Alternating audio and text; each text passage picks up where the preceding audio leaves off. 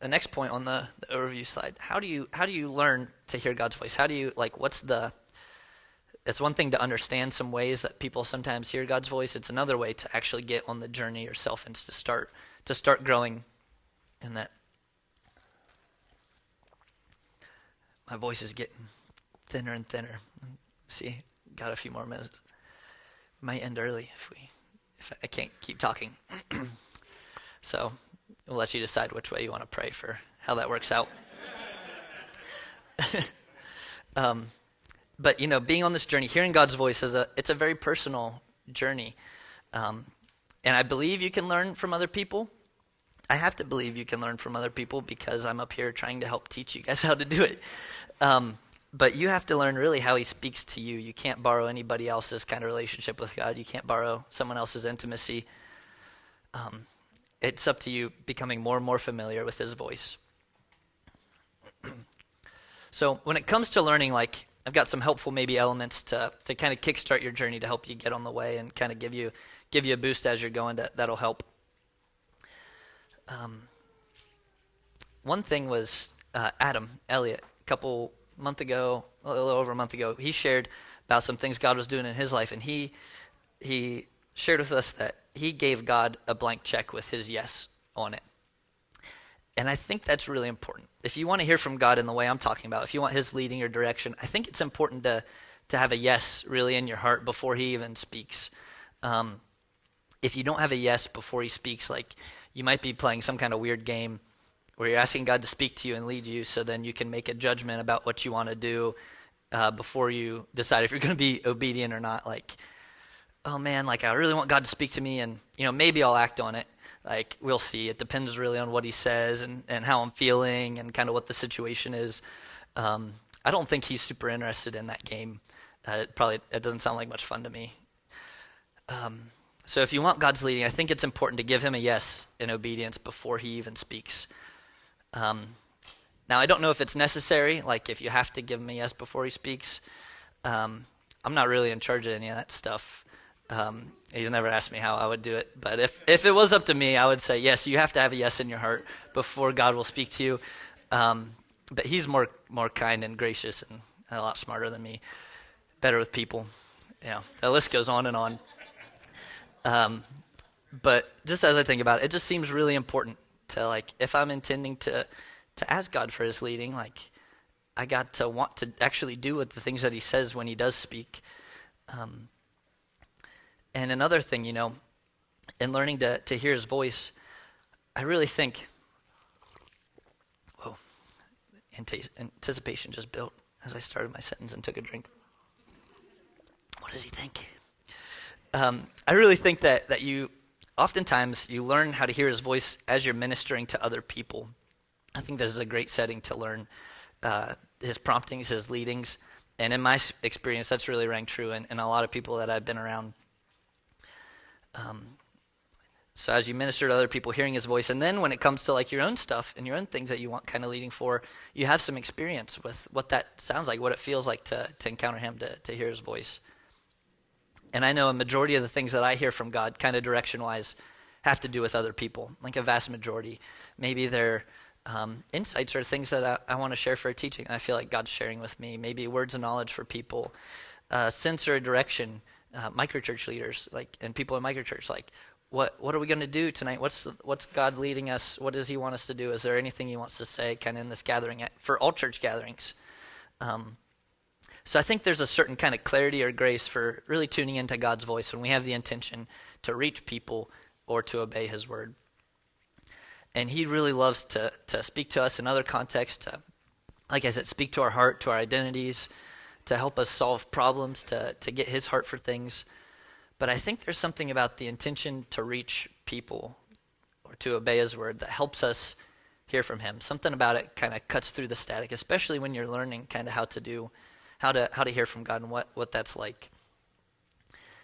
And I think, if you're hoping to hear God's voice in the middle of a day, with all the stuff that's going on and all the everyday stuff of life, it helps to have context where you learn what he sounds like to bring into that moment. Because those are hard settings. There's a lot of time in a day. There's a lot of opportunities to hear his voice a lot of opportunities to be distracted. It takes a lot of energy and or attention to kind of really focus in on what he's saying. If you don't even know kind of what that's like, just to start doing it in the middle kind of an everyday kind of context. So that's why I think it's important to find those opportunities where God's likely to speak as you're learning. Does that make much sense? So I've got kind of an analogy for what that is kind of like. Maybe to help us kind of think through that. So to help with this, I want to talk about my mom. She's here. Uh-oh, eyes are big. When somebody's speaking, nobody in their life is safe. They're always subject to be an illustration. But if you know my mom, if you know her, you know that my mom loves to look for shark's teeth, and she loves to find them. See, she's smiling. It's true.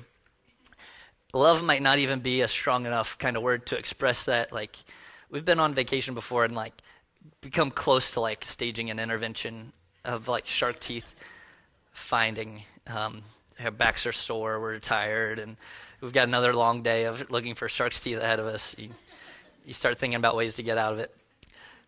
But anyway, because of that, we've spent a good amount of time looking for shark's teeth on beaches. And my family now has an eye for finding shark's teeth. Like, it's like we kind of know what we're looking for. We know what they look like. We know kind of where to find them.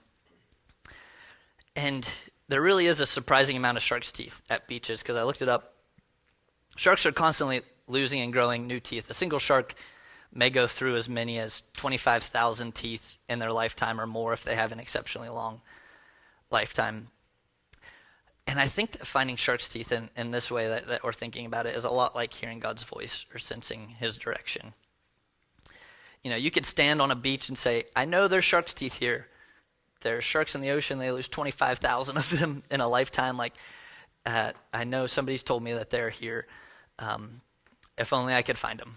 You know, you could start a day and say, I know God's speaking. I know he's always speaking to me. Like, if only I could hear him. If only I could understand him. And you just kind of feel a step away, like close to the shark's teeth, but far away from actually picking one up. So, you know, what do you need to do to find shark's teeth? Of course, you need to go to a beach. That's where the shark's teeth environment meets our environment. But if you think you're just going to walk up to a random beach and start finding shark's teeth kind of all over the place, you might end the day pretty disappointed and feeling like, I just can't find shark's teeth. That's something other people do. It must be easy for them, but it's really hard for me, and I'm just kind of, whatever at it. But if you're a beginner like we were, you find a context. You find a beach where people find shark's teeth very often. You go to a place where the conditions of the beach are conducive for shark's teeth coming up on shore where there's a lot of them. Still not super easy. You got to look carefully. You have to be patient. You have to stick with it. Pay attention. You know, you gotta learn how to scoop up a bunch of sand and shells and kind of toss them and let the gentle part of the surf kind of spread them out so you can kind of see what's a tooth, what's a shell. You know, when you do it, you kind of try to break it because you can break a shell. You can't really break a shark's tooth very easily. So there's all these things involved.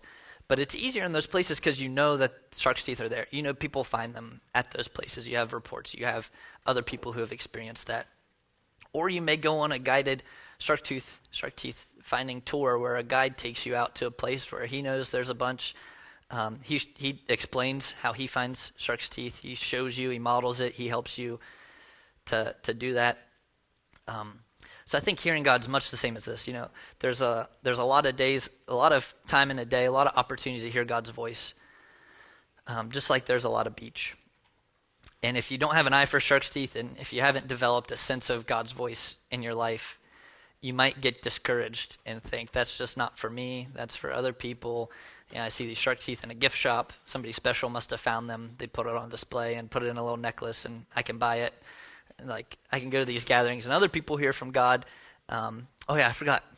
There's a shark tooth we found. I looked at like our shared album. We have a picture of like a whole table like full of shark's teeth and like plastic bottles full of like tons of them. But it's like I might go to a gathering and be like, man, hopefully someone's hearing from God there, and I can receive kind of from what they're sensing, what they're hearing. But if you want to grow, it helps to get into context where God tends to speak to people and lead them in specific ways for specific things. And those are really contexts and opportunities, I think, to serve and to minister to other people. I think God really wants to connect people who want to be obedient with him, who want to hear from him, to people who are crying out with a need, whether they know to cry out to God or not. Like if you hit the streets, people are crying out. They may not be crying out to God, but God wants to connect those two groups. I think the Holy Spirit's working behind the scenes, and that's why I think he has a vested interest in helping us hear his voice in those times, because it meets two people's needs. Our need to be close to him, work to partner with him, to co-labor, to hear, and to step out in obedience, and other people's needs to experience and encounter him. And I think, God really wants you to hear his voice. He's rooting for you. He wants you to learn how to communicate with him in some real ways. But either way, you've got to you have to get in the game. Like, you can have theories about what it might be like to hear God. You can have theories about why other people probably don't, but until you have a practice and experience of hearing God, it's like you really don't have much in this realm until you've tried it, until you've walked with God and tried to hear from him. And then the other thing, you got to take time to listen if you're wanting to learn to hear God's voice. Spending time with him, asking him to speak to you. If I ask somebody to talk to me, like, hey, talk to me, and I don't give them the time of day, and I never stop talking, like, what kind of invitation is that really, And I know we in microchurches, we take time to listen. You can take time ahead of time to listen. God, what are you doing at this gathering, at this all church gathering, at this microchurch? Do you have any direction for me, anything to share? Because you're going into a setting that he tends to move and speak to people. Maybe you're about to go out on an outreach or pray for people, and just taking time beforehand to listen, being in a listening state as you're going about the outreach. He might direct you to people to talk to. He might direct you to give your watch to somebody, or he might, who knows what he's going to do. And lastly, and this is just a bullet point one, learn from people who seem to do it, people that hear from God. They're your shark-tooth guides. Like they hear from the Lord. They can help you. They can get you in some settings where that happens, explain what it's like, and they can encourage and support you in that. I know it feels kind of vulnerable or risky, but having some people who have gone through that process before, who can kind of come alongside you, really helpful. And my last piece of advice for kind of learning to hear God is don't put all your hope in your ability to hear God's voice. I would put your hope in his ability to speak to you in a way that you can understand. Get your eyes off yourself. Get your eyes off your own ability and onto him and his ability, and how much he really wants to speak to his children, and really trust in that. Because there's a lot of lies that come in that just want to beat us down and be like, I can't hear from God, and my ability is just down here. It's like, it doesn't matter. He has the ability to speak to us in ways we can understand.